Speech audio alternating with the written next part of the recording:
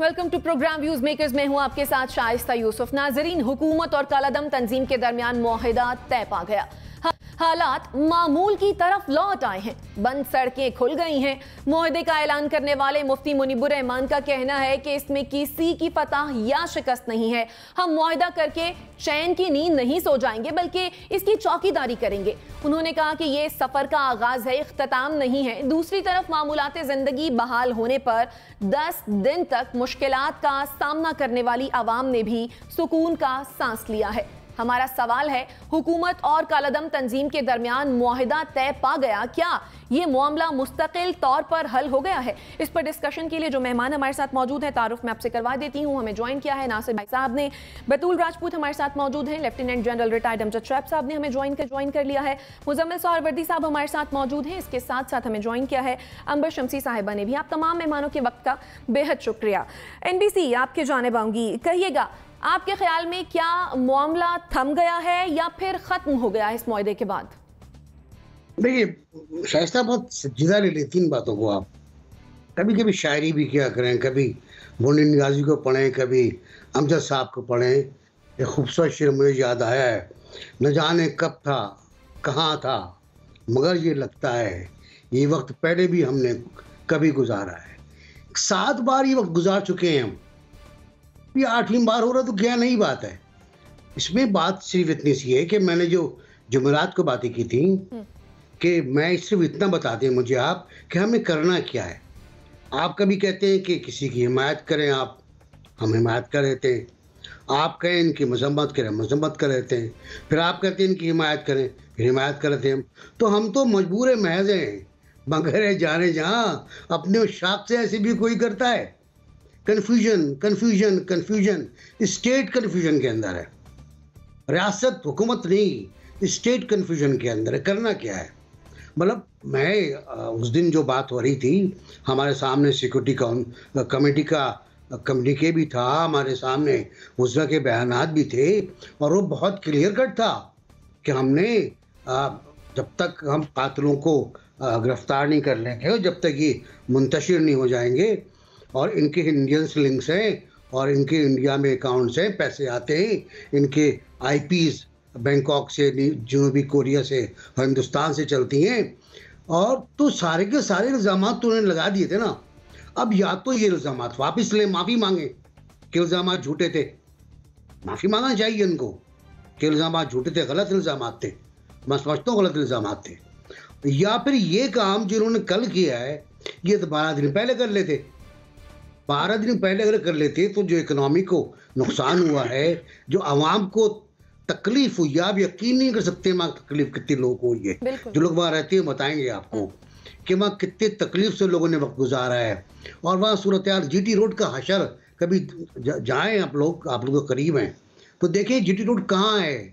वो खूबसूरत GT road, जगह जगह उन्होंने खंदकें खोदी हैं, और ऐसी खंदकें जिनको कोई पार भी ना कर पाए। तो ये सूरत हाल है। आपने कितना नुकसान किया है अपनी मईशत का, आपने कितना नुकसान किया है अवामी ट्रस्ट का, आपने कितना नुकसान किया है अवामी बहबूद का, और उसके बाद फिर आप कहते हैं कि जी मुआहिदा बहुत ज़रूरी था। मुआहिदा यकीनन ज़रूरी था, मुआहिदा आप पहले कर लेते। मुझे लगता ये है कि ये कोई अभी आखिरी मामला नहीं है। मुनीर नियाज़ी कह गए थे कि एक और दरिया का सामना था मुनीर मुझको, कि मैंने दरिया के पार देखा, कि एक दरिया के पार उतरा तो मैंने देखा एक दरिया और भी आने वाला है। ठीक, यानी आपके ख्याल में ये मुआहिदा पहले ही कर लेना चाहिए था और अभी मामला हल होता दिखाई नहीं दे रहा है। जनरल साहब, पहले भी मुआहिदा हुआ, अब फिर एक मुआहिदा हो गया है। आपके ख्याल में क्या ये मुआहिदा कायम रहेगा और बात दोबारा एहतजाज की जानिब नहीं जाएगी? बिस्मिल्लाहिर्रहमानिर्रहीम। देखिए, पहली बात तो ये है कि हमेशा मैं समझता हूँ कि ये जब मजमा ये एक दफ़ा हजूम निकल आता है तो फिर आपकी अपनी पोजीशन कमज़ोर होती है, क्योंकि हजूम की फिर मर्जी है वो वापस जाए ना जाए, आपको शराइत अपनी मनवा के जाए। ख़ास तौर पे जब ये लोग मजहब के नाम पे बिल्कुल तैयार हों अपनी जाने देने के लिए भी, तो फिर उससे बढ़ के तो और कोई चीज़ नहीं है किसी के पास। अगर वो जान देना भी इसमें अपने लिए समझता है कि वो सादत है उसके लिए, तो फिर तो आपके लिए बहुत मुश्किल हो गई। ये मजमा निकलने से पहले ही जब आपको इंटेलिजेंस एजेंसीज रिपोर्ट देती हैं, आपको उसी वक्त इनको हैंडल करना चाहिए। आप अगर इनके लीडर उठा के उस वक्त इनसे कुछ मामला तय करते तो आप एक पोजीशन ऑफ स्ट्रेंथ से बात करते और उसका नतीजा कुछ और होता। जब वो निकल के मैदान में आ गए और उन्होंने कहा जी कि अब हम जाने भी देंगे, तो फिर आपके लिए एक मजबूरी है, क्योंकि अगर वो जाने देंगे तो फिर नमाज जनाजा और गायबाना नमाज जनाजा तो शहर शहर तमाशा शुरू हो जाएगा, आप संभाल नहीं सकेंगे। लिहाजा अब उनकी मर्जी है कि वो जाएं ना जाएं या अपने सारी डिमांड्स मनवाने के बाद जाएं। तो ये सूरत हाल तो एक बचा जा सकता था जिससे वो पैदा हुई। लेकिन अब ये सारी बातचीत के बाद असल किस्सा ये है कि अगर आज भी हुकूमत ने कुछ अपनी रेट कायम रखी हो और ये मसला हमेशा के लिए हल कर लिया हो, फिर तो बड़ी अच्छी बात है। हमारे पास इनके वो मदरजात नहीं है, दाएं बाएं से हम सुन रहे हैं बातें। अगर तो वो मदरजात ऐसे हैं कि हुकूमत ने रिट अपनी सरेंडर कर दी, फिर तो मैं समझता हूँ कि ये आइंदा के लिए बड़ी खतरनाक एक रविश बन जाएगी, क्योंकि ये लोग समझ जाएंगे कि ये एक इनके हाथ में ये एक ऐसा हरबा मौजूद है जिसके लिए वो घुटने टेकने पे मजबूर कर सकते हैं। और ये हमेशा होता है जब भी कोई इस तरह की सूरत हाल पैदा होती है तो आपके अंदरूनी या बैरूनी दुश्मन जो है वो उससे फायदा उठाने की कोशिश करते हैं। वो आपकी सफों में शामिल हो जाते हैं, कोई हथियार वाले आ जाएंगे कोई, और ये जरूरी नहीं है कि उनका TLP से ही ताल्लुक हो या किसी और का हो, लेकिन क्यों ना दुश्मन फायदा उठाए जब सूरत हाल आपकी बन रही है इस तरह की, तो उठाएगा फायदा। तो ये भी आपके लिए एक बहुत बड़ा मसला बन सकता है कि अगर आपके दुश्मनों को ये समझ लग गई है कि हुकूमत को अगर नाक चने चबवाने हो तो ये तरीकाकार है, तो वो कल को जर्मनी में या किसी भी और मुल्क में 2-4-5 हज़ार डॉलर दे के किसी को खाके छपवा के चिपका दे, यहाँ तो फिर शुरू हो जाएंगे ये लोग, वो चल पड़ेंगे। क्योंकि हमारे पास में तो ये नहीं है कि हम जाके जर्मनी में ये काम रुकवा दें या डेनमार्क में ये रुकवा दें। तो असल चीज ये थी कि ये इसकी जो इब्तदा, इसका जो बुनियाद थी जिसपे ये लॉन्ग मार्च शुरू हुई, आज तो वो ये कह रहे हैं कि इन्होंने कुछ वादे किए थे वो पूरे नहीं किए, इसकी वजह से हम कर रहे हैं, लेकिन उसकी असल बुनियाद तो गलत है। ठीक है, आपके ख्याल में उसकी असल बुनियाद गलत है। अंबर शमसी साहिबा, अमन अमान की सूरत हाल बरकरार रहे, यकीनन ये सभी की ख्वाहिश है। आपके ख्याल में क्या कलअदम तंजीम को सियासत में आने का रास्ता मिलना चाहिए ताकि मुआशरे को हाईजैक करने की बजाय सियासी तरीक़ाकार इख्तियार करें अपने मुतालबात मनवाने के लिए? देखिए, पहले तो बुनियादी सवाल ये है कि कलअदम जमात कैसे है, क्योंकि 2018 के भी इंतखाबात में उन्होंने भरपूर हिस्सा लिया। इसके अलावा दीगर जो इंतखाबात, ज़िमनी इंतखाबात हुए हैं उनमें भी हिस्सा लिया। बराए नाम ही कलअदम रही है ना, क्योंकि जो तरीक़ाकार था जो हुकूमत को उस पर अमल दरामद करना था ताकि मुस्तकिल इस पर पाबंदी आयद हो सके, इसको दहशतगर्द तंजीम करार दिया जा सके, वो तो हुआ नहीं। और यही मामला है जो बार बार जिसका जिक्र NBC ने भी किया और जनरल साहब ने भी किया है कि देखिए, मेरा जो बुनियादी मसला इस सारे मामले में है कि ये जो मुआहिदा है खुफिया क्यों रखा गया, किस चीज को छुपाने के लिए रखा गया। ये जो नुकसान हुआ है जानी, माली, और जो पुलिस अफसरान है, उनके जो एहलकार हैं, और जो मोरल डाउन हुआ है, उस नुकसान का अजाला कौन करेगा? क्योंकि ये बार बार कहा जा रहा है जो आपने कहा था, लेकिन हम देखते हैं अली मोहम्मद खान साहब जो पाकिस्तान तहरीक-ए-इंसाफ की तरफ से इंटरलॉक्यूटर भी थे, और इसके अलावा जो प्रेस कॉन्फ्रेंस भी थी, मुफ्ती मुनीर साहब ने कहा था कि इस्लाम की फतह है।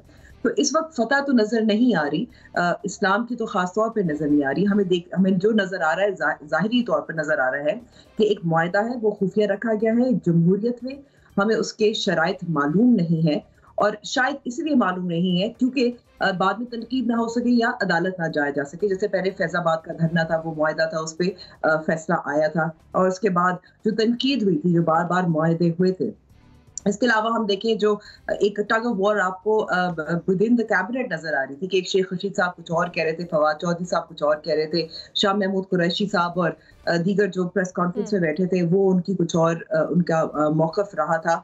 तो सवाल ये पैदा होता है कि रियासत इस वक्त कमजोर नजर आ रही है, इसलिए क्योंकि मुआहदा खुफिया रखा गया, इसलिए क्योंकि मुतजाद बयानात सामने आए हैं और ये गारंटी कोई भी नहीं है, किसी को भी नहीं है कि ऐसा दोबारा ना हो। इसलिए क्योंकि जो पार्टी थी, जो फरीक थी जिसके मुतालबात माने गए थे, यानी कि साद रिजवी साहब को रिहा करने का, और ये भी याद रखिएगा कि पंजाब हुकूमत ने इस वक्त चैलेंज किया हुआ है, उनको डिटेंशन में रखने की बात की गई है, और यही हुकूमतें हैं जिन्होंने पुलिस को भी तैनात किया था ताकि जो शहरी है उनको तहफ़्फ़ुज़ फराहम किया जाए। तो ये वही लोग हैं जिनकी बात मानी गई है।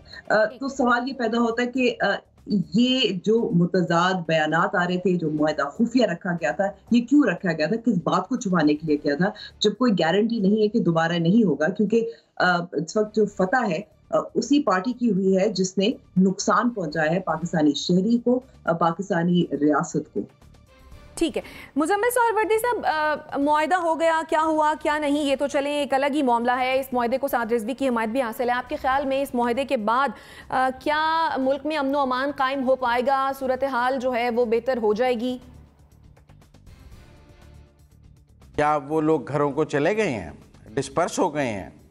सारा जो हजूम था वो उन्होंने ऐलान कर दिया है कलअदम तंजीम ने कि सब अपने घरों को चले जाएं, हमारा मुआहदा हो गया और सब आराम से पुरअमन होकर घर चले जाएं। ऐसा तो नहीं हुआ। वो लोग तो वज़ीराबाद के एक बहुत बड़े पार्क में आराम से बैठ गए हैं और उन्होंने कहा है कि जी मुआहदा हो गया, जब ये अमल पूरा हो जाएगा तो हम घर चले जाएंगे, वरना हम वज़ीराबाद में बैठे हैं। और वो हज़ारों लोग वज़ीराबाद के एक बहुत बड़े पार्क में बैठे हैं इस वक्त। सिर्फ उन्होंने सड़क खाली कर दी है और वो वहाँ बैठे हैं और वो कहते हैं जैसे जैसे मुआहदा पूरा होगा वैसे वैसे हम डिस्पर्स होंगे। इसलिए हुकूमत ने क्या मनवाया, वो कहते थे पहले ये लोग घर जाएं फिर बात मानेंगे। वो तो घर नहीं गए हैं, वो तो वज़ीराबाद ही आज बैठे रहे हैं और वो कहते हैं हम तब तक वज़ीराबाद बैठे रहेंगे जब तक मुआहदे पर मुकम्मल अमल दरामद नहीं होगा। जवाब में हुकूमत ने कहा कि आज सुबह ही स्टीयरिंग कमेटी का इजलास हो गया है, फिर बताया गया कि शाम को स्टीयरिंग कमेटी की लाहौर भी पहुँच गई है और पंजाब में भी इजलास हो गया है। तो इसलिए वो तो अपनी जगह पर वज़ीराबाद में बैठे हैं, कोई डिस्पर्स नहीं हुए, कोई घरों को नहीं गए, उन्होंने मार्च ख़त्म करने का कोई ऐलान नहीं किया।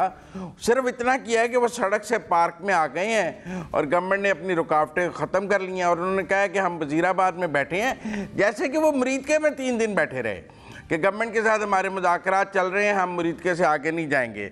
वो जब मुज़ाकरात ख़त्म हो गए वो मुरीदके से आगे चल पड़े। इसी तरह अब जब वो वज़ीराबाद में बैठे हैं और कह रहे हैं कि जो मुआहदा हुआ है उस पर अमल दरामद होगा तो घर जाएंगे और अगर नहीं होगा तो हम यहाँ से आगे जाएंगे। तो इसलिए ये जो आपका सवाल है कि मामला हल हो गया है, हल तो तब होता है जब वो आज ये ऐलान कर देते हैं कि हमारा मुआहदा हो गया है, हम सब अपने लोगों को कहते हैं कि वो घरों को चले जाएं और ये मुआहदे पर अमल दरामद हो जाएगा। जब वो कह रहे हैं कि हम मुआहदे की चौकीदारी करेंगे, हम वज़ीराबाद बैठे रहेंगे, इसका मतलब है तलवार तो लटक रही है। जो लोग हमें ये बता रहे हैं कि वो आइंदा ऐसे नहीं करेंगे, भाई वो तो बैठे हुए हैं, वो कौन सा डिस्पर्स हो गए हैं जो आइंदा नहीं करेंगे, वो तो अभी भी कर रहे हैं। तो इसलिए ये कैसा मुआहदा है जिसमें उनको अभी भी वज़ीराबाद में बैठने की इजाज़त है, बिल्कुल सरकारी सरपरस्ती में, वो आराम से वहाँ एक सरकारी पार्क में बैठे हैं। उनके लोग आज रिहा हो रहे हैं, 4 शेड्यूल से निकाले जा रहे हैं। ठीक है, ठीक है। और साद रिजवी साहब का भी वो कहते हैं अदालत से रिहा। ठीक है मुजम्मिल साहब, आपका पॉइंट आ गया। बतूल, आपके ख्याल में इंतशार से बचने के लिए क्या कोई और रास्ता था? देखिए, ये तो हमेशा किसी भी सिचुएशन में बहुत अच्छी बात होती है कि आप बातचीत की तरफ आगे बढ़ें, लेकिन ऐसा तब होता है जब पहली दफ़ा कोई वाक़यात पेश आ रहे हों या पहली दफ़ा इस तरह की टेंशन आपको देखने में आए। लेकिन ये तो बहुत दफ़ा अब हो चुका है। मेरी एक कॉलीग ने पहले भी कहा कि तो पहले से रिपोर्ट्स थी कि दोबारा निकल रहे हैं, चाहे ईद मिलादुन्नबी के हवाले से निकल रहे हैं या किसी और वजह से निकल रहे हैं, तो सबको पहले ही पता था कि वो दोबारा इस्लामाबाद की तरफ मार्च करें। तो क्या आप उसको फोर्स ही नहीं कर सकते थे कि ये सिचुएशन किस करवट जा सकती है, किस तरह अनफोल्ड हो सकती है? ये आपकी सियासी इमेच्योरिटी है या आप इतने दूर रस नहीं हैं या आप इंटरेस्टेड नहीं हैं, या जिस वक्त ये सारी सिचुएशन है आप मखसूस सहाफ़ियों को लेके सोशल मीडिया पे गालियां दे रहे हैं? ये वो फैक्ट्स हैं जो बहुत ज़्यादा डिस्टर्बिंग है। पाकिस्तान में जितनी भी प्रोस्क्राइब्ड ऑर्गेनाइजेशंस हैं, अगर आप उनके बारे में देखें तो ये अपनी नौयत की पहली ऑर्गेनाइजेशन है जिसको प्रोसीजर फॉलो किए बगैर कलअदम करार दिया गया और फिर कलअदम करार दे के भारतीय एजेंट करार दे के उसको मुज़ाकरात करने पे भी लेके आए और फिर ये भी कहा कि किसी भी नाखुशगवार वाक़े से बचे बगैर हम बचे भी हैं नाखुशगवार वाक़े से और मुज़ाकरात की तरफ बढ़ भी गए। तो जो पुलिस वाले मारे गए वो उनकी जानें आपके लिए मैटर नहीं करती थी। और सबसे ज़्यादा डिस्टर्बिंग बात यह है कि एक ऐसा गिरोह जिसका एक बाकायदा वोट बैंक है, जो कि एक सियासी जमात है, जो ECP में अभी भी रजिस्टर्ड है, वो अगर इतना वायलेंट हो रही है और आप वो आपके यूनिफॉर्म पे हमला कर रहे हैं, आपके पुलिस वालों को मार रहे हैं, या आपके लिए अलार्मिंग नहीं है? और अगर आप उनसे मुज़ाकरात करते हैं तो आपको बहुत ज़रूरी है बताना, कन्विंसिंगली बहुत ज़रूरी है बताना कि वो कौन सा नेशनल सिक्योरिटी इंटरेस्ट है जो सर्व किया जा रहा है, वो कौन सा नेशनल सिक्योरिटी इंटरेस्ट है जिसके जो खंदकें खोदी जा सकती हैं मगर जेल में डाला नहीं जा सकता, मुज़ाकरात किए जा सकते हैं, पैसे बांटे जा सकते हैं, मगर उनकी सियासी हैसियत को ख़त्म नहीं किया जा सकता। तो ये वो तमाम सवाल आते हैं जो जिसके लिए रियासत जवाबदेह है, और इसकी कोई गारंटी नहीं है कि TLP या कोई और ऐसा गिरोह वापस नहीं आ सकता है या नहीं आ सकता है, क्योंकि हुकूमत ने अपने आप को पोजीशन ऑफ वीकनेस से नेगोशिएट किया है। आपने ये वाज़ेह पैगाम दिया है कि आप आएंगे तो हम आपकी बात मानेंगे, तो वो कभी भी आ सकता है, एनी टाइम। ठीक है, NBC आप कुछ ऐड करना चाहेंगे?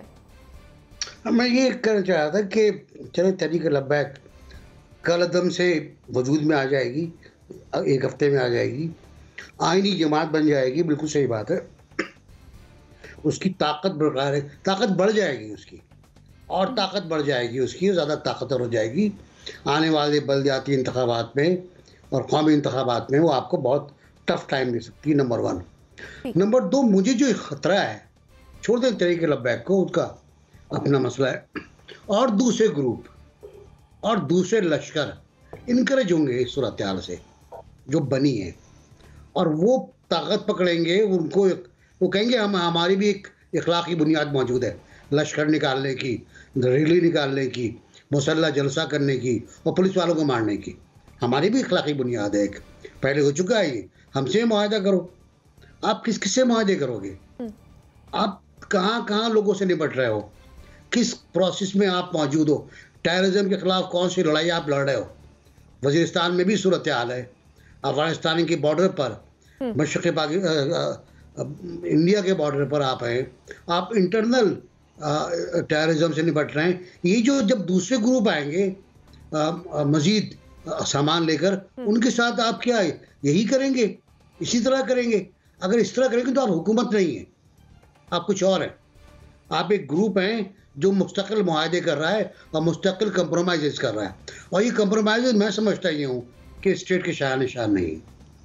ठीक है, ठीक है। इसमें मैं भी कुछ ऐड करना चाहती हूँ, क्योंकि मुआहदों की बात होती है तो हमें याद आता है कि जी तहरीक तालिबान पाकिस्तान और जो दहशतगर्द तंजीमें थी उनके साथ कई बार मुआहदे हुए थे, उसके बाद इन दी एंड ऑपरेशंस करने पड़े ताकि उनको ख़त्म किया जाए।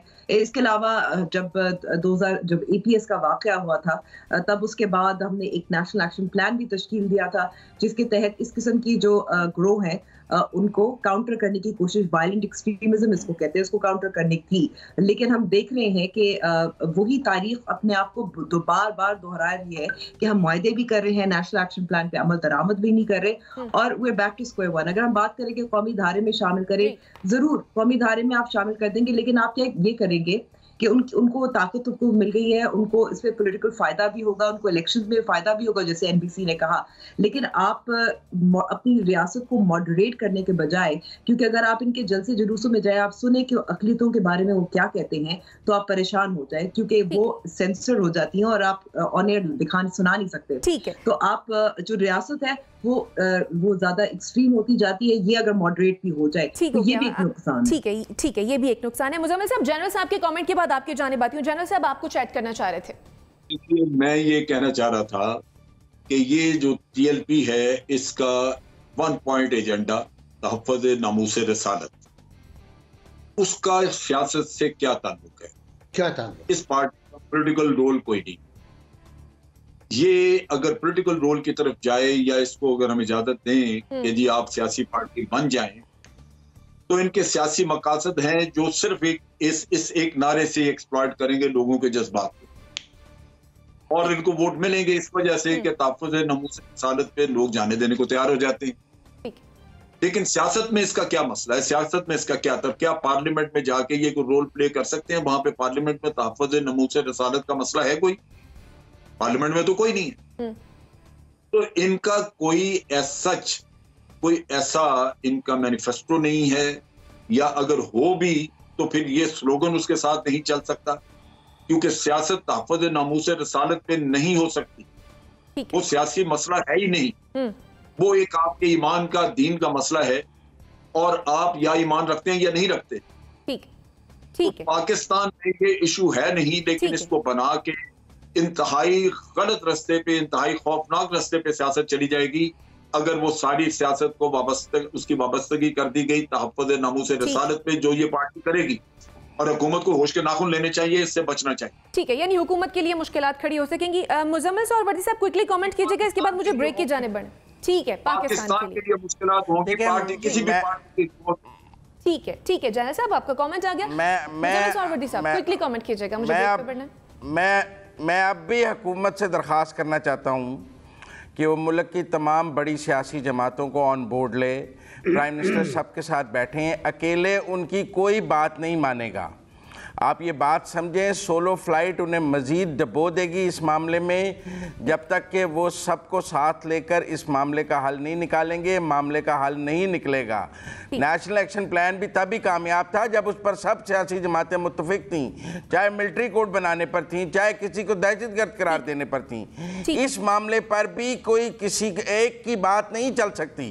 जब तक सब बैठकर एक फैसला नहीं करेंगे, वो फैसला कौम नहीं मानेगी। ठीक है, यानी आपके ख्याल में हुकूमत को सोलो फ्लाइट नहीं चाहिए इस मामले पर और तमाम जमातों को इकट्ठा करके बात करने की जरूरत है। नाजरीन, ब्रेक की जाने बढ़ेंगे और जब ब्रेक से वापस आएंगे तो फिर अगले सेगमेंट की जाने बढ़ते हैं। स्टे विद अस।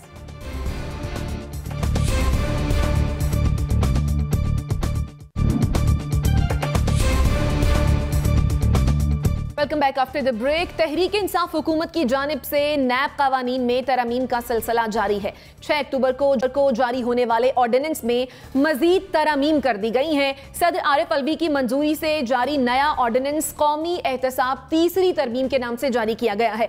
नए तरमीमी ऑर्डिनेंस में चेयरमैन नैब को ओहदे से हटाने का इख्तियार सदर मुमलकत को दे दिया गया है। पहले से कायम तमाम मनी लॉन्ड्रिंग के केसेस भी अब वैसे ही चलेंगे। हमारा सवाल है, 1 माह से कम अरसे में नैब कावानीन में तरमीम का नया ऑर्डिनेंस जारी, इस मामले में हुकूमत की मुस्तकिल मिजाजी क्यों नजर नहीं आ रही? जनरल साहब के ख्याल में क्यों कंफ्यूज है इतना हुकूमत? देखिए, मेरा ख्याल है ये बहुत सारा कुछ तो सोशल मीडिया से देख के करते हैं। जहां ये देखते हैं कि इनके ऊपर क्रिटिसिज्म हुआ है तो वहां ये उससे बचने की कोशिश करते हैं। यहाँ क्रिटिसिज्म मौजूद था क्योंकि ये कहा जा रहा था कि आपने एनआरओ दिया है और इस एनआरओ से बचने के लिए ये रास्ता इन्होंने निकाला, वरना तो ये जाहिर था कि ये इन्होंने इनको सबको फारिग कर दिया। तो मेरा ख्याल है कि ये बुनियादी वजह है जिसकी वजह से इन्होंने ये तब्दीली की। ठीक हो गया। एनबीसी, आपके ख्याल में आखिर ये जो नैब का जो तरमीमी ऑर्डिनेंस है, इसमें फैसला क्यों नहीं हो पा रहा? क्यों बार बार की जरूरत पड़ रही है हुकूमत को? देखिए, अगर सोशल मीडिया पे देखकर आप आइन साजी कर रहे हैं, कानून साजी कर रहे हैं, मुल्की फैसले कर रहे हैं मुफाद के, तो अल्लाह खैर करे, हमारा अल्लाह ताला बेहतर करे हमारे लिए। बहुत बुरी सूरत हाल है ये। और ये जनरल साहब ने सही कहा, क्योंकि अगर आप हिस्ट्री देखें आप, तो आर्मी चीफ का तकर्रुर हो या कोई और मामला हो, हमने ड्राफ्टिंग बहुत गलत की, हर चीज़ की।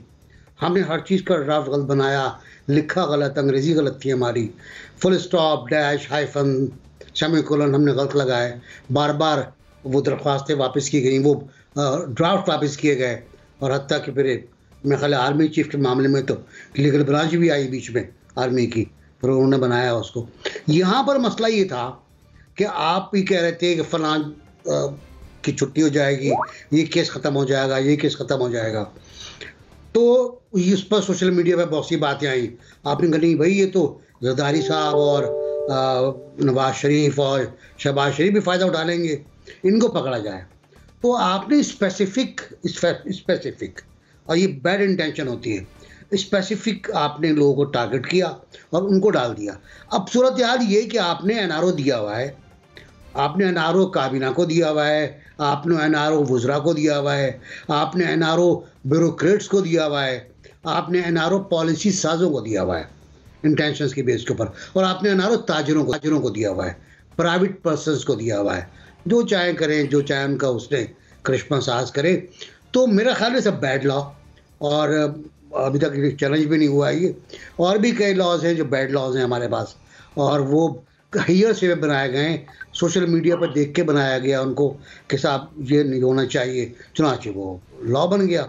बाज़ औक़ात तो कुछ इदारों को पैसे वापस करने के लिए चंद घंटों में ऑर्डिनेंस आया था, जो चंद घंटों में वापस भी हो गया। तो बड़े मसाइल हैं हमारे लिए कानून साजी की हद तक, और हम अप्लाई नहीं कर रहे अपने माइंड को, ना प्रेसिडेंशियल रेफरेंस में हम माइंड अप्लाई कर रहे हैं, ना कानून साजी माइंड अप्लाई कर रहे हैं। पार्लियामेंट तो हमारी अब बेकार हो गई है, डीएक्टिवेटेड है वो, उसका पासवर्ड भी गुम हो गया गालिबन। तो मैं ख्याल उससे तो ये बात करेंगे नहीं। मुशावरत की बात हो रही थी पिछले दौर में, तो मुशावरत भी यहाँ नहीं होती, यहाँ फिर लश्करी काम करता है। ठीक, मुजम्मिल सोहरवर्दी साहब, अब ये जो नई तरमीम होने जा रही है, आपको लगता है कि हुकूमत बात करेगी ऑपोजिशन से, कोई मुशावरत का अमल होगा? पहली बात तो ये है कि मेरा ख्याल है चेयरमैन नैब को ना इमरान खान से अपना PSO बनाना चाहते हैं कि मैं जब चाहूँ चेयरमैन नैब हटा लूँ सदर के ज़रिए, उसके लिए कोई सुप्रीम जुडिशल काउंसिल नहीं होनी चाहिए। जब चाहूँ मैं उसे तब्दील कर लूँ, जब चाहूँ नया लगा लूँ, उसमें अपोजिशन से मशावरत भी नहीं होनी चाहिए। और वो ऐसे ही है जैसे DG FIA को बदल देते हैं, पंजाब के 5 IG बदल दिए हैं, चीफ सेक्रेटरी बदल दिए हैं, और जैसे इमरान खान साहब को तब्दीलियाँ, वो समझते हैं ये चेयरमैन नैब को मैं नहीं बदल सकता था, रेफरेंस भेजना पड़ता है सुप्रीम जुडिशल काउंसिल में, फिर वहाँ से रिजेक्ट हो जाता है। तो इसलिए ये सदर के पास इख्तियार होना चाहिए कि जब मैं समरी भेजूँ सदर चेयरमैन नैब को हटा दे। तो इसके बाद एक तो चेयरमैन नैब जो है वो बाकायदा वज़ीर-ए-आज़म के मतहत आ गया और एहतसाब को उन्होंने अपने मतहत ले लिया, और अब उनका एक झेली इदारा हो गया। जो वो कहते थे कि एहतसाब खुद मुख्तार है, हम कंट्रोल नहीं करते, उसकी भी एक आज मौत हो गई, क्योंकि उन्होंने चेयरमैन नैब को बाकायदा अपने हटाने का अख्तियार और लगाने का अख्तियार जब अपने पास ले लिया। तो मतहत लेने का यही तरीका होता है। अदलिया कैसे आज़ाद है? जब लगाने और हटाने का अख्तियार आपके पास ना हो तभी आज़ादी है ना। और अगर आप स्ट्रोक ऑफ पेन से लगा और हटा सकते हो तो मतहत ही है। तो एक तो मैं समझता हूँ कि चेयरमैन नैब को लेके उन्होंने पूरी नैब को अपने मतहत ले लिया और वो अपने मकासद के लिए अब उसको अगले 2 साल इस्तेमाल करना चाहते हैं बहुत बुरी तरह। दूसरा, उन्होंने कहा है कि जो जराइम अपोजिशन ने किए हैं उनकी तो वो जवाबदेह है, लेकिन अगर वही जराइम 6 अक्टूबर के बाद हमने किए हैं तो हम उसके जवाबदेह नहीं हैं। या तो वो ये कहें कि इन तमाम जराइम के जिस पर भी पर्चा होगा, FIR होगी, रेफरेंस होगा, वो देगा। वो कहते हैं नहीं, जो 6 अक्टूबर से पहले रेफरेंस फाइल हो गए हैं उनके वो तो चलेंगे, लेकिन नए उस मामले में फाइल नहीं होंगे। तो ये एक नया इंसाफ का कानून है कि पिछले दौर के लिए फांसी की सज़ा है और नए दौर के लिए फूलों के हार हैं, जराइम चाहे सेम ही हो या ना हो। तो एक तो नैब को अपने मतहत, इससे पहले वो एहतसाब अदालतों के जज लगाने का अख्तियार भी अपने पास रखना चाहते हैं, और वो चाहते हैं कि जज भी वो खुद लगाएं, चेयरमैन नैब भी वो खुद लगाएं। तो प्राइम मिनिस्टर हाउस ही फैसले जारी कर दिया करे कि इसको सजाए मौत है, इसको 14 साल कैद है, इसको उल्टा लटकाना है। जो फैसले हैं वो फिर इमरान खान खुद ही कर दिया करें। इतना वो करने की जरूरत क्या है? जब आपने सब कुछ अपने मतहत लेके एहतसाब का निज़ाम चलाना है तो आप एहतसाब का मजाक उड़ा रहे हैं। आप चाहते हैं कि मुझे हर फैसला कर, वो जो फैसल वाडा साहब कहते थे और सब कहते थे कि हमें 500 लोग मारने का अख्तियार मिल जाए तो हम इस मुल्क में सब ठीक कर देंगे। तो ये उस तरफ जा रहे हैं कि इनको 500 लोग मारने का अख्तियार मिल जाए। और ये जी ठीक है मुजम्मिल साहब, आपका पॉइंट आ गया। बतूल, आपके ख्याल में जो बार बार नैब कवानीन में तरमीम हो रही हैं, हुकूमत कर रही है, क्यों कर रही है, क्या मतलब है इस बात का? ये बहुत अनफॉर्चुनेट है। अगर स्पेशली आपने जो तीसरी तरमीम हुई है उसका कंटेंट आपने पढ़ा हो तो जो समझने वाले हैं वो बहुत आसानी से समझ सकते हैं कि जो हुकूमत करना चाहती है, जो पॉलिटिकल विक्टिमाइजेशन जिसका कोर्ट ने भी वाज़ेह तौर पे इजहार किया, बताया कि नैब को किस तरह से चलाया जा रहा है इस मुल्क में, उसी को मज़ीद मजबूती देने की कोशिश की जा रही है। ऐसे केसेस जो पॉलिटिकल ओपोनेंट के ख़िलाफ़ जाते हैं मौजूदा दौर में वही दोबारा सुने जाएंगे। उसी के हवाले से नैब को ज़्यादा इख्तियारात भी दी जा रहे हैं। और सबसे ज़्यादा अफसोस की बात यह है कि जो इनको हटाने का इख्तियार है वो बिल्कुल सदर के पास है। पहले ये बात भी की इन्होंने ये तरमीम लाते वक्त के सुप्रीम जुडिशल काउंसिल के तहत भी कर सकती है, नैब चेयरमैन को हटा सकती है, लेकिन अब वो भी सारे अख्तियार सदर के पास है। तो आप ये जो पूरा खाका है, अगर आप जो ये किस तरह से फॉर्मुलेट किया गया आप उसको पढ़ें तो आपको समझ आ जाएगा कि क्या इसको इतना डार्क इसलिए किया जा रहा है कि एक मखसूस तबके, एक मखसूस जमात को बचाया जा सके और पॉलिटिकल विक्टिमाइजेशन हो। तो वो जैसे NBC ने कहा है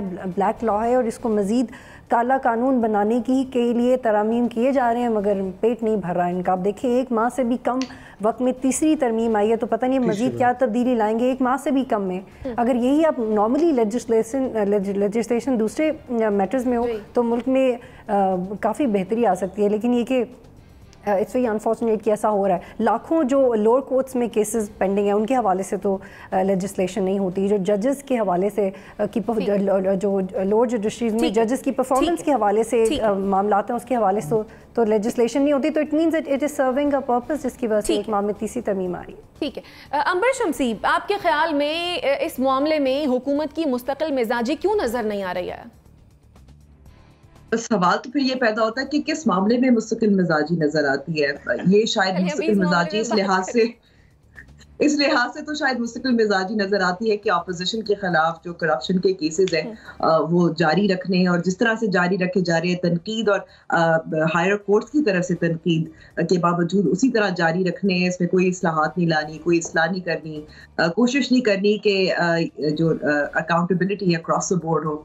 तो ये शायद मुस्तकिल मिजाजी है। लेकिन जहाँ तक कवानीन की बात हो, जहाँ तक तहरीक लबैक कलअदम तहरीक लबैक पाकिस्तान के साथ मुआहदों की बात हो या उनके बयानात की बात हो, तो मुस्तकिल मिजाजी तो नज़र नहीं आती। देखिए, मेरा ये मानना है, मैं पहली बार नहीं कह रही, उससे पहले भी कह चुकी, क्योंकि ये बहुत पर्सन स्पेसिफिक है और इससे यही जाहिर होता है, जैसे मुजम्मिल साहब ने कहा था कि जो मौजूदा नैब के चेयरमैन हैं वो सूट करते हैं वज़ीर आज़म इमरान खान को, पाकिस्तान तहरीक इंसाफ को, और उनको हर तरीक़ेकार से उनको इसी ओहदे पर रखना है, ना मुशावरत करनी है, ना इदारों को मजबूत करना है, ना कवानीन में इस्लाहात करनी है। क्योंकि अगर हम समझे कि इससे, मैं ये भी बता दूं कि इससे पहले जो ऑर्डिनेंस आई थी, अब 3 ऑर्डिनेंसेस जो आ गई हैं, शायद अब तो गिनती भी खत्म हो रही है, लेकिन जो ऑर्डिनेंस आई थी उसको चैलेंज भी किया गया था कोर्ट में, खासतौर पर जो चेयरमैन नैब की जो मुद्दत है उसके हवाले से।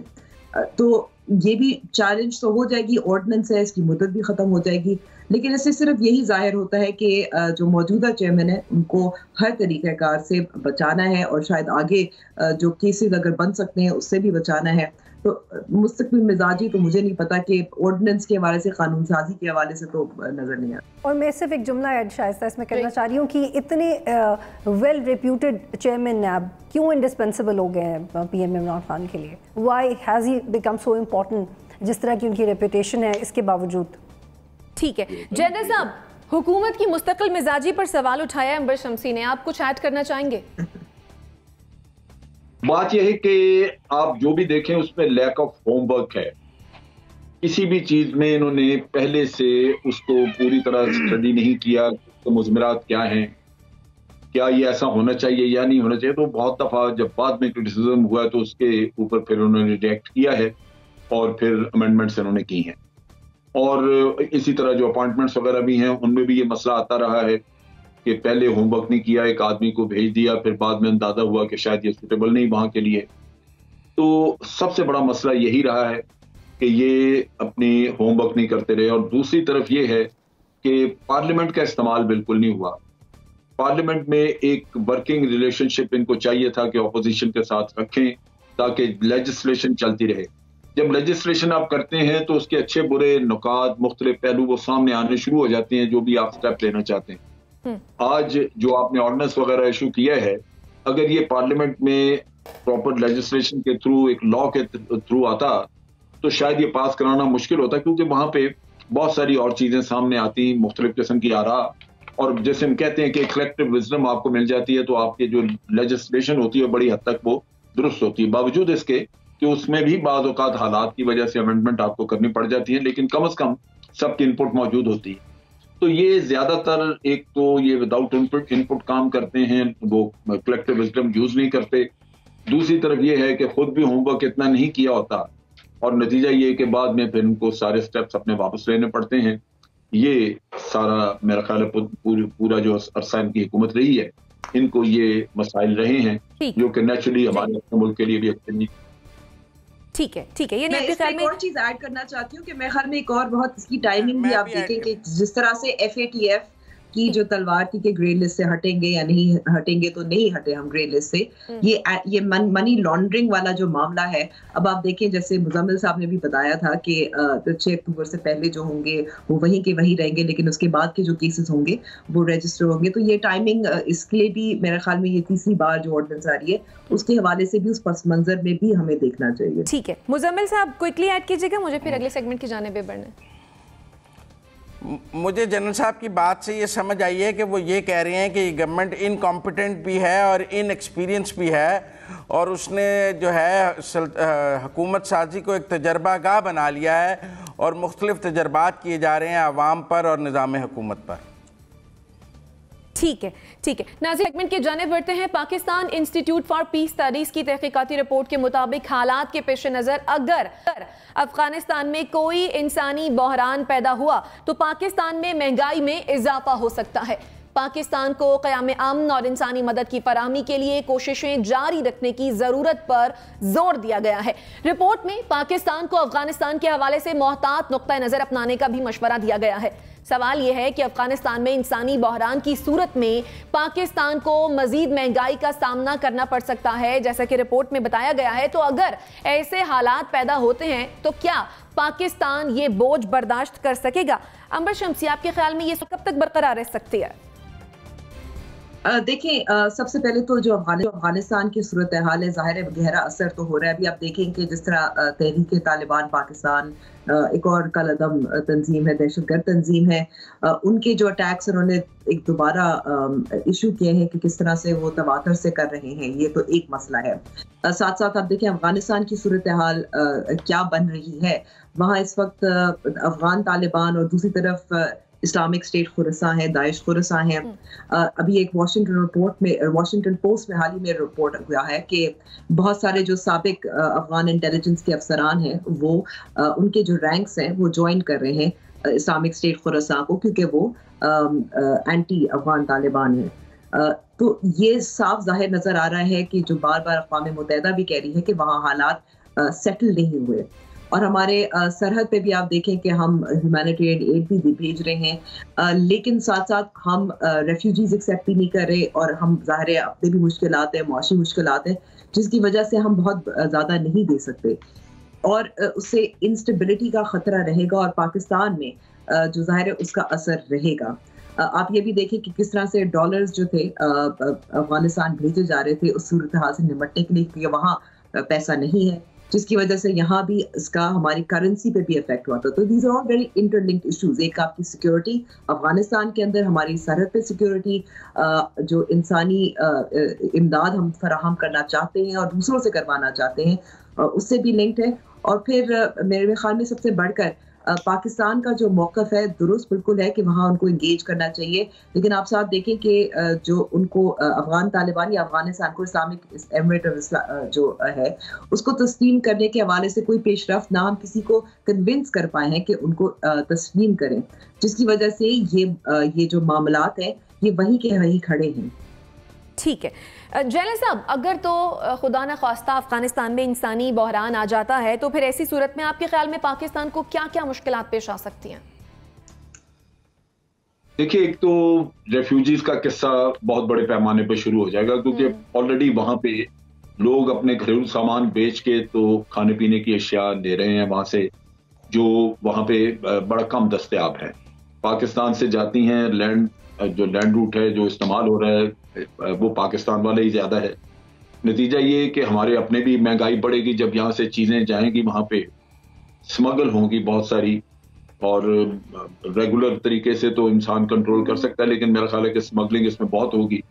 और अगर वो चीजें जाती हैं उधर तो खास तौर पे खाने पीने की चीजें जो वहां पे बड़ी कमी है, तो नेचुरली यहाँ शॉर्टेज होगी तो यहाँ कीमतें बढ़ना शुरू हो जाएंगी। तो दोनों सूत्रों में आपके पास यहाँ पे मुश्किलात आएंगी कि रेफ्यूजीज आए तब भी आपके ऊपर एक सोशल और इकोनॉमिक बर्डन बढ़ना शुरू हो जाता है, और अगर शॉर्टेजेस आती हैं यहाँ पे तो तब भी आपकी प्राइसेस ऊपर जाना शुरू होती हैं।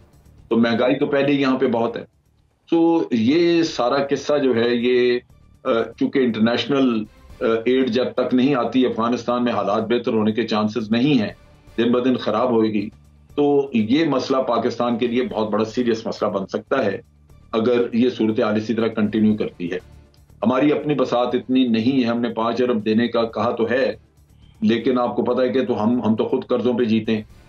तो इन हालात में इससे ज्यादा पाकिस्तान और कुछ भी नहीं कर सकेगा और यहाँ पे अवाम के लिए बहुत ज्यादा मुश्किलात हो। मुजम्मिल साहब, पाकिस्तान को क्या करना चाहिए इस सिचुएशन में? पहली बात तो ये है कि ये बाढ़ हमने किस मकसद के लिए लगाई थी? ये स्मगलिंग रोकने के लिए, इन्फिल्ट्रेशन रोकने के लिए, इंसर्जेंसी रोकने के लिए, गैर कानूनी आमदोरफ्त रोकने के लिए लगाई थी। और हमने ये क्या शोकेस के लिए ये इतने अरबों रुपए की बाढ़ लगाई है? अगर ये बाढ़ लगाने के बाद और ये बॉर्डर कंट्रोल के बाद भी डॉलर उधर जा रहा है तो इसका जिम्मेदार कौन है? मेरा मतलब है और लंदन बैठे हुए लीडर को इसका जिम्मेदार करार दे देना है आपको। ये हुकूमत की जिम्मेदारी है कि स्मगलिंग को, डॉलर की फ़्लाइट को उसने रोकना है अफ़गानिस्तान जाने से। अगर हमारी मार्केट से उठ के डॉलर काबुल की मार्केट में पहुंच गया है तो ये किसकी नाअहली है, कैसे चला गया है? इस पर तो इंक्वायरी नहीं हो सकती, इस पर तो नैब भी एक्शन नहीं ले सकती, इस पर तो FIA भी खामोश रहेगी कि हमारे मुल्क में डॉलर इतना डिप्रिशिएट हो गया और पता लगा कि सारा काबुल चला गया है। भाई ये फिर हमने बाढ़, ये बॉर्डर कंट्रोल, ये दरवाजे, ये फौजें, ये किस लिए खड़ी की हुई हैं? अगर हम अपना बॉर्डर भी कंट्रोल नहीं कर सकते, स्मगलिंग भी कंट्रोल नहीं कर सकते, हम इन्फिल्ट्रेशन भी कंट्रोल नहीं कर सकते, हम इंसर्जेंसी भी कंट्रोल नहीं कर सकते, तो हम क्या कर सकते हैं? तो अभी पाकिस्तान को क्या करना चाहिए? मुजम्मिल साहब, आपके ख्याल में हमें अपनी सरहदें महफूज करनी चाहिए, ना यहाँ से डॉलर बाहर जा सकना चाहिए, क्योंकि अगर जाएगा तो करप्शन के जरिए ही जाएगा ना। कोई हुक्मरान मुलव्वस होंगे तो जाएंगे ना। और कैसे मैं ले जाऊंगा डॉलर? जो बॉर्डर क्रॉस करेगा कैसे? कोई बैंकिंग ट्रांजैक्शन है पाकिस्तान और काबुल के दरमियान जिनसे डॉलर चला जाता है। एक्सपोर्ट हमारी कम हुई है अफगानिस्तान को, इंपोर्ट के लिए वहां से कुछ आ नहीं रहा है, उनके पास कुछ भेजने के लिए नहीं है, हमारे पास कुछ, उनके पास खरीदने के लिए कुछ नहीं है, डॉलर सारा वहां चला गया है। ये मिसमैनेजमेंट है, ये करप्शन नहीं है तो और क्या है? और आप हमें कह रहे हैं कि जी वहां अगर हुआ तो सारा अनाज भी उधर चला जाएगा, सारी सब्जियां भी उधर चली जाएंगी और हम भूखे मर जाएंगे। भाई फिर हमारे लॉ एनफोर्सिंग इदारे किस लिए हैं कि अगर सब कुछ उधर ही चले जाना है? पॉइंट आ गया मुजम्मिल साहब, आपके ख्याल में सरहदों को महफूज बनाने की जरूरत है? मैंने ये निशानदेही की थी, मैंने ये तो नहीं कहा था कि मातम शुरू कर दो यार। ठीक है जैनब साहब, आपकी जानिब आती हूँ, पहले एनबीसी का गुतूर का कमेंट ले लूं, फिर आपकी जानिब दोबारा आ जाती हूँ। एनबीसी, ये जो रिपोर्ट आई है इसमें यह भी कहा गया है कि पाकिस्तान को अफगानिस्तान के हवाले से मोहतात नुक्ता नजर अपनाना चाहिए, ये मशवरा दिया गया है इस रिपोर्ट में। आप इस पर क्या तबसरा करेंगे? मतलब ये वजाहत थी कि मोहतात क्या होना चाहिए, हमें कितना मोहतात होना चाहिए। हम तो गैर मोहतात तो हम रहे, बिल्कुल हमें एडमिट करना चाहिए, लेकिन बात यह है कि अगर इंसानी बुरहान पैदा होता है तो फिर वो जिम्मेदार है ना जिन्होंने इंसानी बुरहान पैदा किया। वो एक वर्ल्ड कंसोर्शियम था नेटो का और यूनाइटेड स्टेट्स का, जिसने अफगानिस्तान को तबाह किया, इराक को तबाह किया, वगैरह वगैरह। उनको मिलके बैठ के एक रिलीफ कंसोर्शियम बनाना पड़ेगा, हमें चाहिए कि हम खुल के बात करें इस बारे में। उन पर इल्ज़ाम लगाए हम कि जी आप जिम्मेदार हैं, आप ही इस इंसानी बुरहान के जिम्मेदार होंगे। और बिल्कुल दुरुस्त बात है कि जो बाढ़ है, अगर इंसानी बुरहान पैदा होता है तो वो बाढ़ के उस तरफ रहना चाहिए, वहीं कैंप लगाएं, वहीं लोगों को रखें, वहीं लोगों को फैसिलिटीज़ फराहम करें। आलमी इदारे, पाकिस्तान कुछ नहीं कर सकता। पाकिस्तान का जो तिजारती खसारा है पहले ही 100% तक पहुँच चुका है। पाकिस्तान के दरामदात रिकॉर्ड तोड़ हो चुकी हैं, कहते हैं बरामदात भी रिकॉर्ड तोड़ें इस महीने होंगी, लेकिन अगर 19 बिलियन से 24 बिलियन डॉलर पर हमारी दरामदात जा रही हैं तो हम कहाँ खड़े हुए हैं? हमारा आटा स्मगल हो रहा है अफगानिस्तान। हमारी हुकूमत ने ऐलान किया है कि सरकारी निर्ख पर हम गंदुम अफगानिस्तान भेजेंगे अपने भाइयों को। हमें नहीं मिल रहा सरकारी निर्ख पर, वो कहीं नहीं मिल रहा हमको। खैर वहाँ भेज दें आप, लेकिन क्या कर सकते हैं इसके अलावा कि 30 लाख पहले ही मौजूद हैं, शहरों में मौजूद हैं। कल्चर, सकाफत, हमारा सोशल स्ट्रक्चर बर्बाद कर दिया है पूरा, सब कुछ। बहुत सी बड़ी बड़ी मार्केटें अब उनके पास हैं। इसके बाद क्या 30 लाख और बुलाने इंसानी बुरहान के? मेरा ख्याल है नॉट ऑन। ये बारे में पाकिस्तान को अपना फुट डाउन करना होगा और कहना होगा कि जी अपना इसका हल आप लोग निकालें, आप लोग जिम्मेदार हैं। जिस तरह जापान को आपने मार्शल प्लान दिया था, इसी तरह अफगानिस्तान को भी दें। इसके अलावा कोई हल नहीं मसले का। ठीक है बतूल, जैसा कि बात कर रहे हैं कि अफगानिस्तान में अगर इंसानी बहरान पैदा होता है तो पाकिस्तान में भी महंगाई का खदशा है। अगर ऐसे हालात पैदा हो जाएं तो फिर क्या पाकिस्तान ये बोझ बर्दाश्त कर सकेगा? अब ये बहुत परेशानी की बात है पाकिस्तान में इकॉनमी के लिए कि यहाँ से डॉलर वहाँ जा रहा है और स्मगल होके जा रहा है। लेकिन ये भी एक सवाल है कि जो मनी एक्सचेंजेस अफ़गानिस्तान के अंदर बैठे हैं उनका क्या इंटरेस्ट सर्व हो रहा है, वो कब तक ये करेंगे? ये एक ऐसा सवाल है जिसका हमारे पास जवाब नहीं है, ना ही हम ये डिबेट मीडिया के ऊपर देखते हैं। पहली बात। दूसरी बात ये कि पाकिस्तान रिस्पॉन्सिबिलिटी क्यों ले? एक हमसाया होने का मतलब ये नहीं है, वो स्ट्रैटेजिक डेप्थ की फॉर्मूले से बहुत आगे बढ़ गए हैं। वो 20 साल पहले की बात थी, ठीक है। अब APS के वाक़े के बाद बहुत सारी गलतियों से नहीं सीखा, लेकिन बहुत सारी गलतियों से सीख भी लिया। लेकिन बदकिस्मती से अपनी ही बात हम कन्विंसिंगली नहीं कर पाते। हमारी परसुएसिव कम्युनिकेशन स्किल्स में प्रॉब्लम है, डिप्लोमेटिक स्किल्स में प्रॉब्लम है, हमें पब्लिक डिप्लोमेसी नहीं करनी आती। इंटरनेशनल रिलेशंस शायद अगर हमारे अरबाब इख्तियार में से कोई पढ़ लेता या रेलेवेंट तालीम होती तो आपकी डिप्लोमेटिक स्किल्स अच्छे होते। कभी डिप्लोमेसी में तो ये भी होता है कि आप गलत बात भी मनवा लेते हैं, हमारे यहाँ तो ये होता है हम अपनी सही बात नहीं मनवा सकते। ये दिस इज़ वेरी अनफॉर्चुनेट।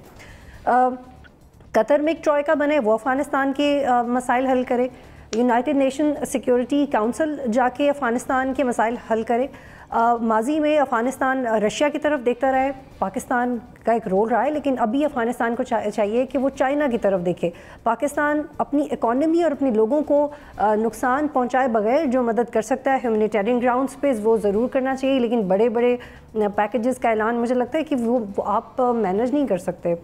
ये दिस इज़ वेरी अनपॉपुलर और ये बहुत बड़ा एक वादा है जो आप पूरा नहीं कर सकेंगे। तो जो रिस्पॉन्सिबल हैं लोग, अमेरिका रिस्पॉन्सिबल है, चाइना रिस्पॉन्सिबल है, रशिया रिस्पॉन्सिबल है, टर्की कंपैरेटिवली पाकिस्तान से ज़्यादा रिस्पॉन्सिबल है क्योंकि वो शायद बेहतर किरदार अदा कर सकते हैं। Pakistan is not in a position of strength. ठीक है जैनल साहब, आप कुछ ऐड करना चाह रहे थे? मैं यही कह रहा था कि यहाँ पे जो हमारी अपना मॉरल डी जनरेशन है वो आपके बहुत सारे, मैं समझता हूँ ताजर तबका दे लें, कोई भी लेने ना कोई टैक्स देना चाहता है, और यहाँ भूख नंग या यहाँ पे महंगाई है उसके बावजूद वो स्मगलिंग वगैरह में मुलव्वस हैं। ये बहुत सारे ऐसी जगह हैं जहाँ से खास तौर पे बलूचिस्तान और ईरान की जो साइड है हमारी, ये एक ऐसा इलाका है जो कि दुशारगुजार भी है और वहाँ पे आउटलेट्स भी मौजूद हैं, वहाँ फेंस भी अभी मौजूद नहीं है। बारसूरत हुकूमत को इसका नोटिस लेना चाहिए, कंट्रोल करना चाहिए। अगर ये कंट्रोल नहीं होगा तो यहाँ बहुत सारे मुश्किल दिन आएंगे। बावजूद इसके कि चाइना भी इसकी मदद कर रहे हैं इनकी, और रशिया भी और सेंट्रल एशियन स्टेट भी कुछ न कुछ मदद कर रहे हैं, क्योंकि सबकी कोशिश ये है कि यहाँ पे तालिबान की हुकूमत किसी तरह मुस्तहकम हो जाए, ये कायम रह जाए, वरना यहाँ फिर फसाद खुल जाएगा। और इस कोशिश के बावजूद अमेरिका लगा हुआ है, दाइश को तैयार किया जा रहा है, दाइश को यहाँ पे खुरासान चैप्टर को अब रीइंफोर्स करके स्ट्रेंथन करके तालिबान के खिलाफ लड़ाने का इंतजाम किया जा रहा है, जिससे इस खित्ते में काफी बड़ी प्रॉब्लम खड़ी होने वाली। ठीक, मुजम्मिल साहब, मैं भी कुछ कहना चाहूंगी। मुजम्मिल साहब, ठीक है, मुजम्मिल साहब के बाद जी मुजम्मिल मैं ये समझता हूँ कि ये एक्सक्यूज़ नहीं चल सकते कि जी ताजर स्मगलिंग में मुलव्वस हैं, फ़लाँ ये मसाइल हैं। देखें, स्टेट ऑफ पाकिस्तान है, हमारी अपनी बका का मसला है, हमारे अपने यहाँ फूड शॉर्टेज है, फूड सिक्योरिटी के इश्यूज़ हैं। हम ये एक्सक्यूज़ दे देते हैं कि जी स्मगलिंग है, वो रास्ते बड़े दुश्वार गुजार हैं, वहाँ पर पेट्रोलिंग नहीं हो सकती, लिहाजा हम गार्ड नहीं कर सकते, लिहाजा स्मगलिंग तो होगी, डॉलर तो जाएगा, आप गुजारा कर लें। ये कैसे एक्सक्यूज़ हैं जो हम ऑन एयर बैठ कर देते हैं स्टेट ऑफ पाकिस्तान के बारे में और पाकिस्तान के सिक्योरिटी इदारों के बारे में कि जी वो बड़े मजबूर हैं, वो रोक नहीं सकते हैं। ये $2 बिलियन जो चला गया है, इसके बारे में कोई इंक्वायरी नहीं हो सकती, कोई पूछ नहीं सकता। क्यों नहीं पूछ सकते जी? किसने भेजे हैं पाकिस्तान के अंदर से? उन पर केस नहीं चल सकता जिन्होंने पिछले 15 दिन में, 1 महीने में काबुल डॉलर भेजे हैं? वो क्या सोने के लोग हैं? वो कितनी मुकद्दस गायें हैं कि उनके बारे में ना बात हो सकती है, ना उनके कोई FIA रेड कर सकती है, ना कोई उनको पकड़ सकता है। कौन लोग हैं जो हमारे मुल्क का? ठीक है, अंबर आप क्या कहेंगी? मैं बस एक पॉइंट ऐड करना चाह रही हूँ कि जो शुगर इंक्वायरी रिपोर्ट थी, और ये भूल जाते हैं सब क्योंकि आपको जहांगीर तरीन याद रहते हैं और शरीफ खानदान याद रहता है या जरदारी के मिल्स याद रहते हैं, कि वहाँ वाज़े तौर पर बताया गया था कि जब चीनी एक्सपोर्ट हुई थी और इलीगली हुई थी, स्मगल हुई थी या भेजी गई थी, उसमें वो अफगानिस्तान के को भी भेजी गई थी। वो वहाँ भी कुछ एहलकारों वो वाला जो हिस्सा है वो भुला दिया गया है, ना इंक्वायरी हुई, ना हमें पता हुआ कि क्या हुआ। तो ये सिर्फ ताजिर बिरादरी का मसला नहीं है। देखिए ताजिर बिरादरी का एक और मामला है, क्योंकि जो स्टेट बैंक ऑफ पाकिस्तान है उनका कहना है कि डॉलर में पे करना है, और वो ज़ाहिर तजारत भी उनको भी ज़रूरी है, और अभी तक तस्लीम नहीं किया किसी हुकूमत ने, तो वहाँ उनके अकाउंट्स भी फ्रोजन है। तो ये जो कॉम्प्लिकेशन है, जहाँ जो इस्लामिक एमिरेट है अफगानिस्तान की, उसको रिकग्नाइज नहीं किया गया, ये ताजिर बिरादरी के लिए भी मुश्किल का ज़ाहिर है, उनको भी मुश्किल हो रही है। तो उनकी भी बात समझनी चाहिए। और अगर ये स्मगलिंग होती है तो ये ताजिर अकेले तो नहीं करते ना, वहाँ कुछ एहलकार बैठे होंगे जो उनके साथ मुलविस होंगे। ठीक है, ठीक है। जैसे कि रिपोर्ट में भी बताया गया कि अगर तो अफगानिस्तान में इंसानी आता है तो ऐसी सूरत में पाकिस्तान को मजीद महंगाई का सामना करना पड़ सकता है, वो भी एक ऐसे वक्त में जब पाकिस्तान को पहले से ही महंगाई का सामना करना पड़ रहा है, पाकिस्तानी अवाम को महंगाई का सामना करना पड़ रहा है। तो ऐसे में पाकिस्तान के लिए और पाकिस्तानी अवाम के लिए ये बोझ बर्दाश्त करना जो है वो काबिल बर्दाश्त यकीनन नहीं होगा। हम दुआ ही कर सकते हैं कि पाकिस्तान में और अफगानिस्तान में बल्कि पूरे खित्ते में अमन आए और इसके साथ साथ मईशत में भी बेहतरी हो। मुझे और मेरे मेहमानों को दीजिए इजाज़त। अल्लाह ने के बाद।